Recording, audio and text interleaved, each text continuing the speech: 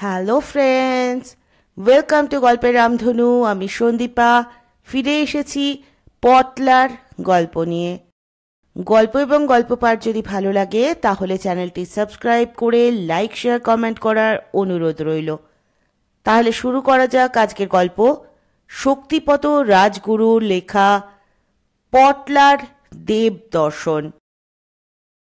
পটলা সেদিন ক্লাবের মাঠে বসে আগামী দিনের ক্লাবের সিল্ড ফাইনাল নিয়ে বেশ গভীর আলোচনায় বসেছে।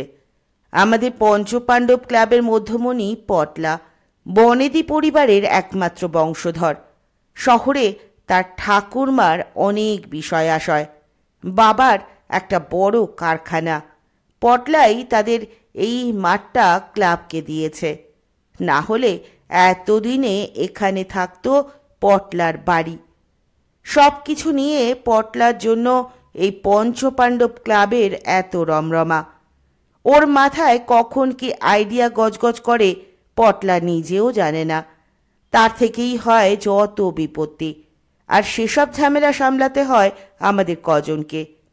ফুটবল সেক্রেটারি হোতকা বলল, সিল্ড ফাইনালে এবার প্রেস টিভির লোকজনদেরও আনতে হইব, ক্লাবের পাবলিসিটি চাই।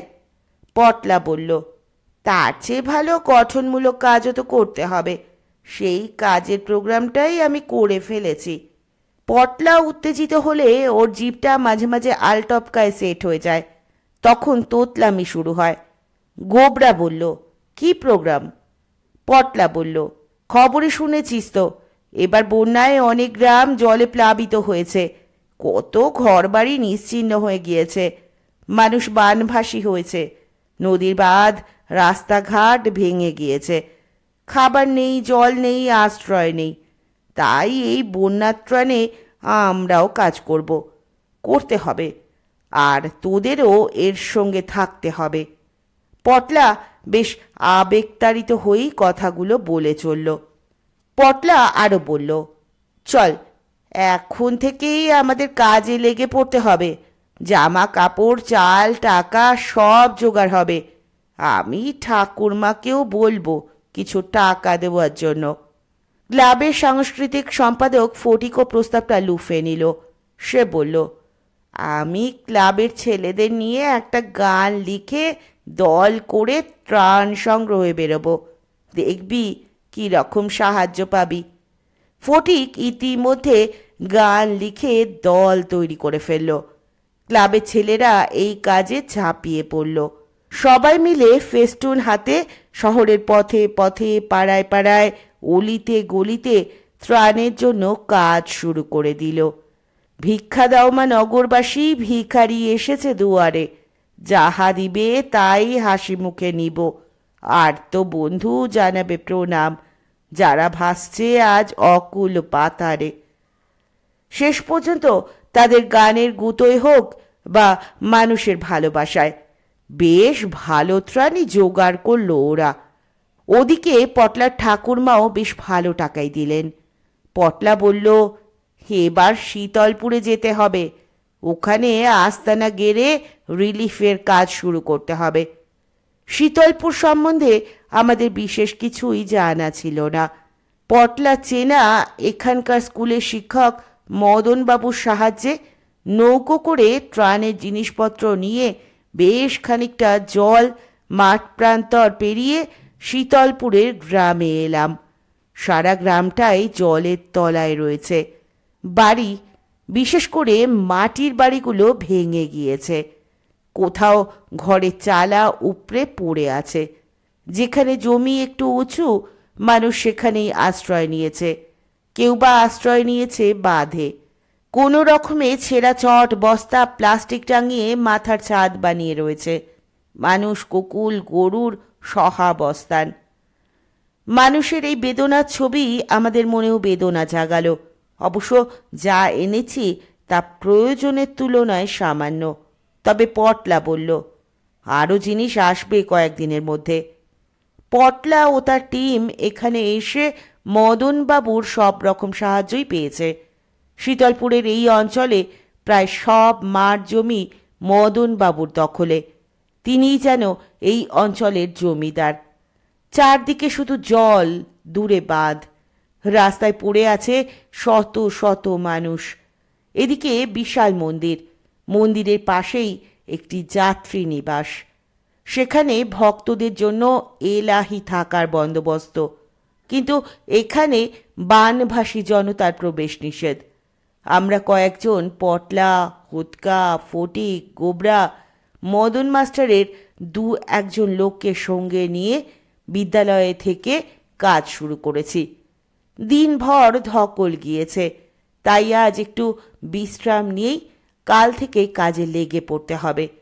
পাশেই মন্দির, সন্ধ্যে থেকেই ভক্ত সমাগম শুরু হলো। মন্দিরে আরতির সময় হয়েছে। এখানে দরিদ্র বানভাসী জনতার কোনো চিহ্নই নেই।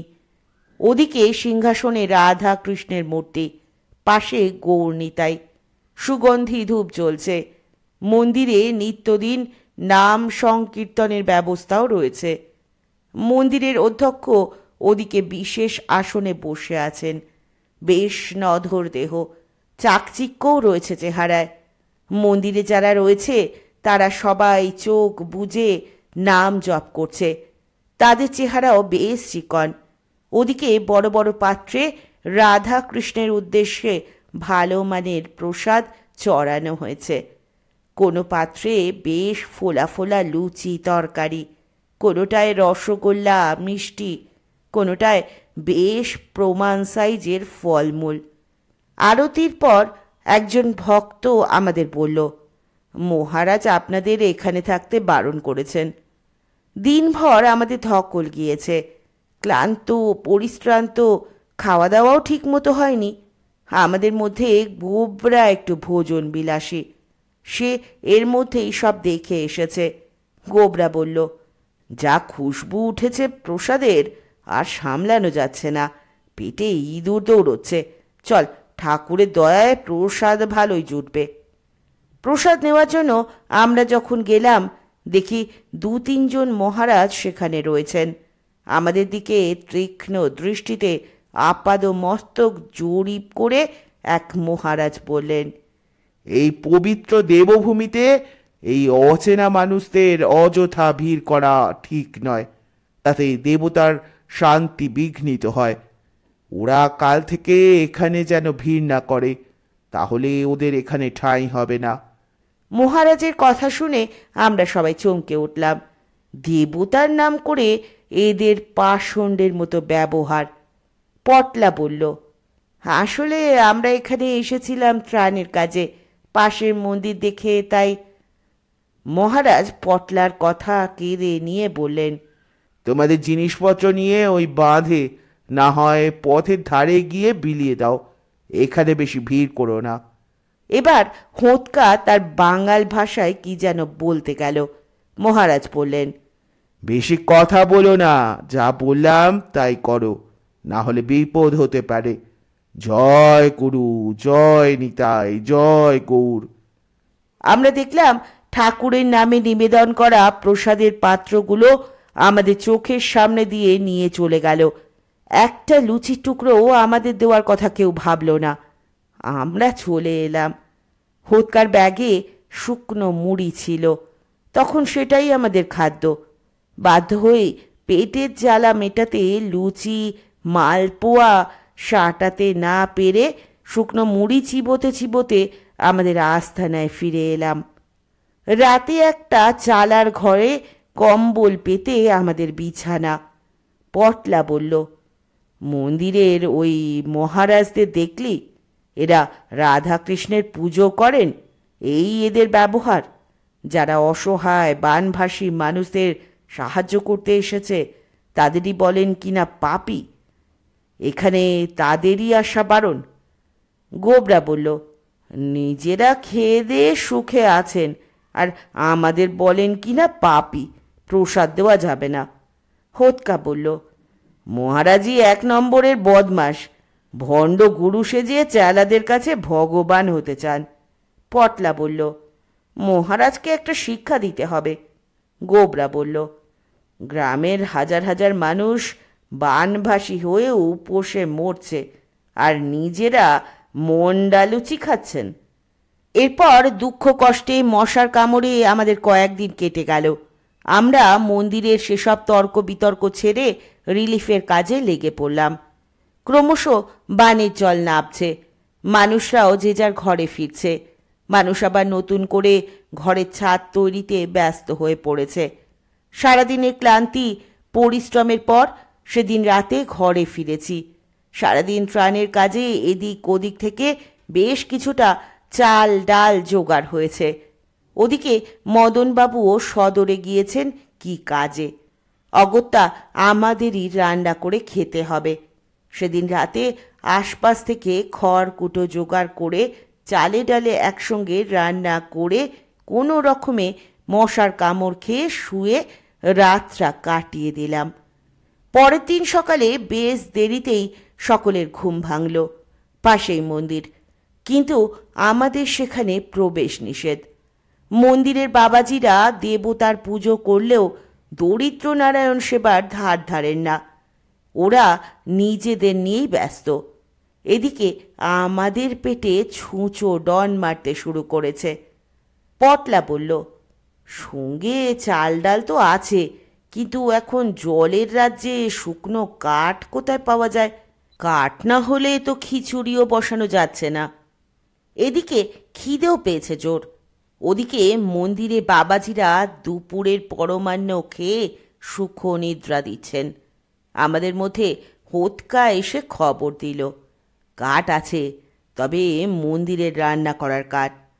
আমরা সকলে খুব সাবধানে মন্দিরে ঢুকে দেখলাম ওপরে কাঠ সংগ্রহ করে রাখা আছে, কিন্তু কিছুতেই লাফিয়েও আমরা সেই কাঠের নাগাল পেলাম না। হঠাৎ দেখি পটলা একটা লাঠি তুলে ধরে খোঁচাতেই কালি ঝুলি মাখা বেশ কিছু কাঠ ঝরঝর করে ঝরে পড়ল। গোবরা বলল, ছেড়ে দে পটলা, এতেই হবে। আমরা চারদিকে তখনও সতর্ক দৃষ্টি রেখেছি, পাছে কেউ ধরা না পড়ে যায়। পটলা দেখল দুহাত তোলা গৌরাঙ্গের মুখে মাথায় কাঠে লেগে থাকা ঝুল কালি লেপটে গিয়েছে। এদিক ওদিক চেয়ে দেখি কাউকেই দেখা যাচ্ছে না। গোবরা বলল, মহারাজরা লুচি মন্ডা খেয়ে নাক ডেকে ঘুমোচ্ছেন, চল আমরা কেটে পড়ি। এরপর আমরা রান্নার কাজ শুরু করলাম। হাঁড়িতে খিচুড়ি ফুটছে। ক্ষুধার্ত আমরা এর মধ্যে কলা পাতা পেতে বসে পড়েছি। এমন সময় বাবাজিদের দুজন এদিকে এলে সেই কাঠগুলো দেখেই গর্জে উঠলেন, দেবতার ভোগের জন্য কাঠ তোমরা কোথায় পেলে? পবিত্র অশ্বত্থ কাঠ। ওদের চিৎকারে তখন মঠ থেকে আরও 2-3 জন এসে হাজির হলেন। তাতে গর্জনও বেড়ে গেল। এদিকে খিচুড়ি তখন তলায় ধরে গিয়েছে, পোড়া পোড়া গন্ধ ছড়াচ্ছে। সেদিকে কারো নজর নেই। একজন বলল, মন্দিরের পাশে এসব অবিচার, এখনই এখান থেকে বেরো। চিৎকার চেঁচামেচি শুনে প্রধান মহারাজ এসে হাজির হলেন। তিনি জিজ্ঞেস করলেন, এ কাঠ পেলে কোথায়? জবাব দাও। পটলা বলল, কাঠের অভাবে রান্না করতে পারিনি, উপোস করে থাকতে হবে। এমন সময় একজন সুন্দর দেখতে তরুণ এসে বলল, কাঠ পাচ্ছ না, চলো আমি কাঠের ব্যবস্থা করে দিচ্ছি। মহারাজ বললেন, সুন্দর দেখতে তরুণ? পটলা বলল, হ্যাঁ, সেই ছেলেটি তো নিজে সব কাঠ আমাদের এনে দিয়ে বলল, নাও কাঠ, রান্না করো। কাঠগুলো রেখে দিয়ে এসে ওদিকে চলে গেল। বেশ সুন্দর চেহারা, লম্বা চুল, পরনে ধুতি, গলায় চাদর। মহারাজ বললেন, থামো তুমি, এখানে এমন তরুণ কেউ নেই। পটলা বলল, তা জানি না, তবে ওদিকে চলে গেল। পটলা মন্দিরের দিকে হাত তুলে দেখালো। মহারাজ বললেন, মন্দিরের দিকে চলে গেল, চলো তো। সাধুরা আমাদের নজরবন্দি করে নিয়ে চললেন।